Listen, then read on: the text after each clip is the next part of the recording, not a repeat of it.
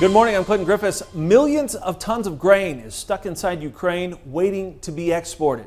Russia says that won't happen anytime soon, even after officials with the UN offered to cut a deal. Now, last week, global leaders proposed allowing exports from Ukrainian ports in exchange for lifting sanctions on Russia and Belarus fertilizer sales.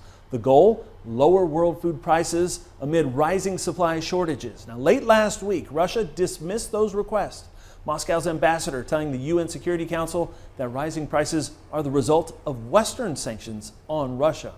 But some of that grain is leaving the country. Russian forces are stealing huge amounts of grain from areas of Ukraine under their control. Isa Soares tracks the grain and the impact it could have on the world's food security. Before the war, most of the food produced by Ukraine was exported through ports like this.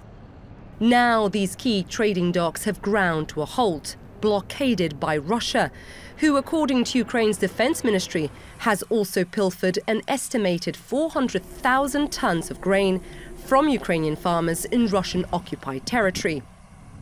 Footage obtained by CNN from Melitopol, Zaporizhia, shows trucks bearing the white Z symbol of the Russian military, transporting grain to Russian-held Crimea.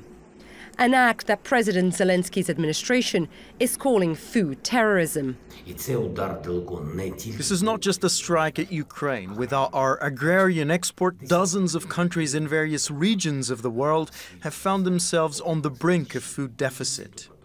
Through satellite images, we were able to identify the Russian merchant ship Matros Poznik, one of 3 involved in the trade of stolen grain, seen here at the port in Sevastopol, Crimea, on April 29th. From there, the vessel, carrying an estimated 27,000 tons of grain, according to maritime tracking site Fleetmon, travelled through the Bosphorus to Alexandria in Egypt, but was denied port. Then it went on to Beirut in Lebanon, but was also turned away. Finally, on May 8th, it reached Latakia, the principal port in Syria, according to shipping sources and Ukrainian officials. So in this situation, the countries in the Middle East and in the Northern Africa, they don't have choice, okay?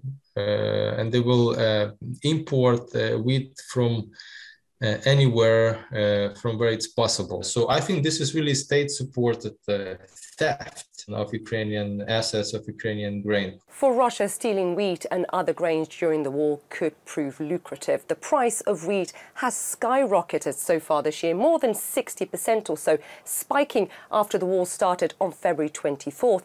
And how much of a valuable commodity is it? Well, the price of wheat is now trading about $400 a ton on the world market.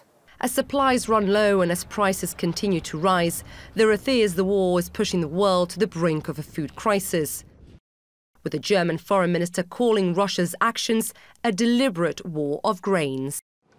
After seeing for himself the tons of grain, wheat and corn stockpiled in Odessa, the president of the European Council, Charles Michel, vowed the EU, with support from the US, will help look for ways to export grain from Ukraine.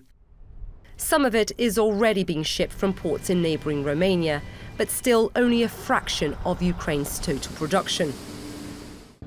More help is needed if Europe's breadbasket is to continue to feed the world. Isa Soares, CNN.